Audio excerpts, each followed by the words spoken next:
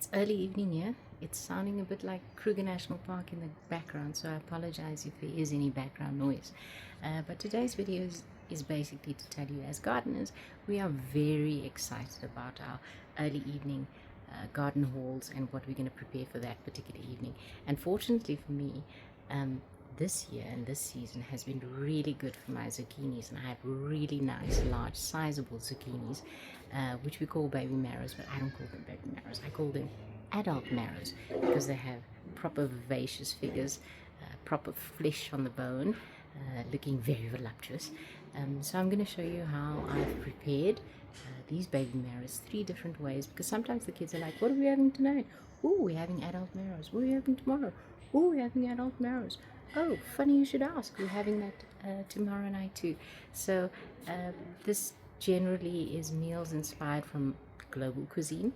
So you'll see some Asian influences, some Northern African influences, some Mediterranean influences, as well as some Cape Malay influences in how I prepare my dishes.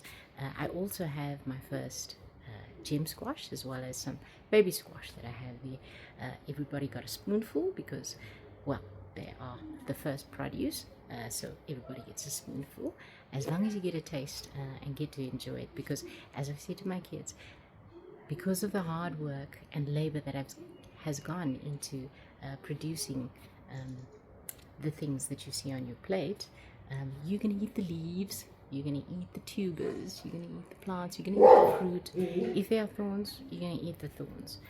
We're just going to eat everything. Blood, sweat and tears has gone into this. This is a proper investment, so we're going to make sure that we utilize the produce from our gardens. And there's nothing like garden vegetables in comparison to store-bought that takes so long to get to your plate. Getting it, plucking it straight out of your garden, plucking the herbs, you get the benefits from doing that into your body. So there's nothing like it, especially in terms of the taste. You can't compare it to store-bought vegetables. It's so much crunchier, so much juicier, so much more fulfilling, as well as tastier. So enjoy the fruits of your labor.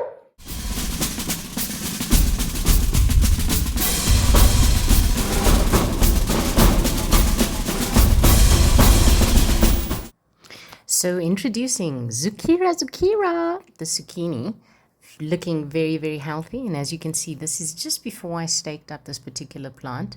It was beginning to flop towards the ground, so we did risk the danger of having it being eaten by pests or being more susceptible to diseases. So I'm removing all the fruit at this point before I then stake them up. This is the other plant, and as you can see, again, some really, really nice fruit from these particular plants. So we're going to be having zucchini for days. And as you'll see shortly, zucchini is a whole meal by her lonesome.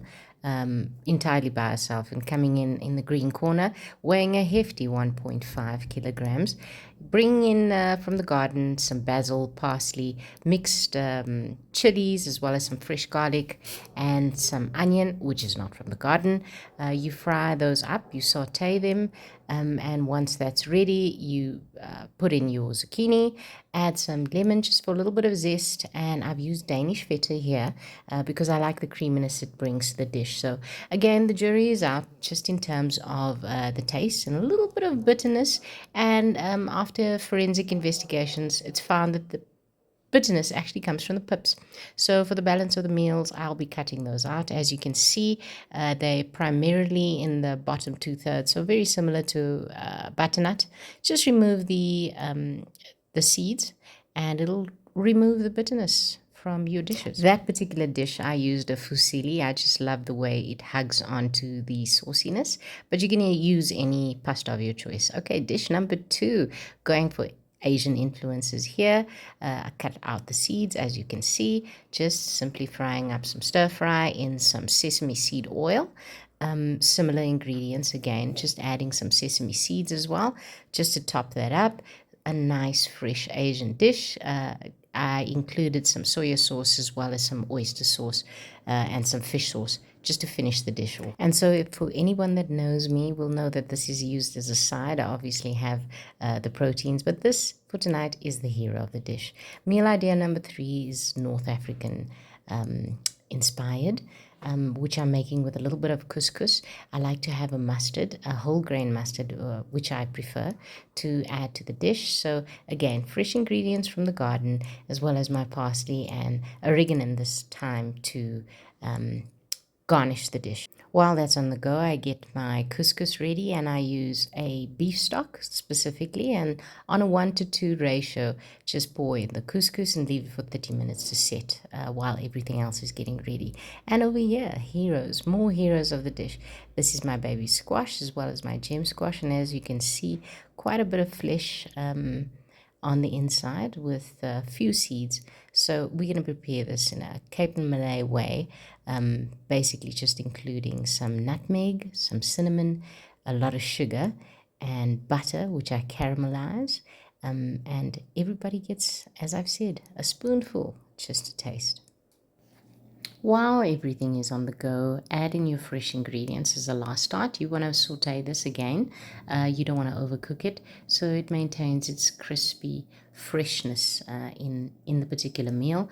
Then lastly, check your couscous. Just make sure it's nice and light and fluffy. As you can see, it's nice and loose over here. And then we are ready to serve.